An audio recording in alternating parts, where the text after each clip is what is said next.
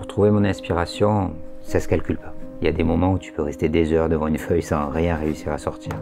Ça fonctionne pas, ça vient pas, c'est pas le moment, peut-être c'est même pas le jour. Certaines fois, tu as d'un coup une idée qui se forme dans ta tête, une forme, quelque chose, tu sais qu'il faut aller là-dessus, donc de suite, à ce moment-là, il faut commencer à croquer quelque chose.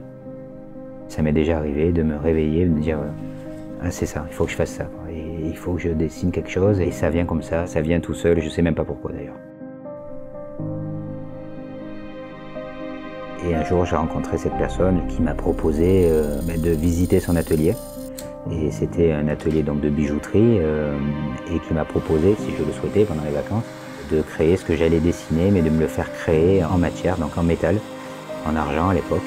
Je devais avoir 12-13 ans, donc bien sûr, pour moi, rentrer dans cet univers-là, dans un atelier de bijouterie, c'est juste la caverne d'Ali Baba pour un enfant. Et donc j'ai dessiné un petit cœur qui m'a fait fabriquer pendant une petite semaine. Je me suis très vite rendu compte que l'aboutissement de tout ce que j'essayais de donner quand je dessinais, il était là. Je dessinais et je créais mon dessin, je donnais vie à mon dessin en réalité. Donc j'ai immédiatement su que c'était ce que je voulais faire.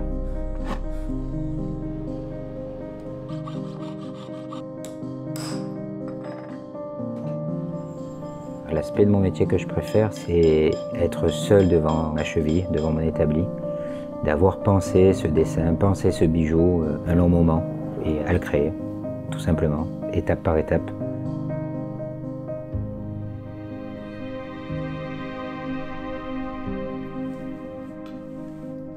On a un métier qui est noble, où on travaille entièrement de nos mains, on est en contact avec la matière tout le temps.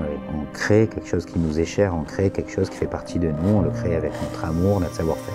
Et la seule chose qu'on attend quand on fait notre métier d'artisan, c'est de faire plaisir. Depuis mes débuts, je voulais absolument créer des choses exceptionnelles. C'était une évidence pour moi de retranscrire toutes mes idées avec de l'or et du diamant, quoi de plus noble que l'or, quoi de plus rare et pur que le diamant. C'était pour moi une évidence.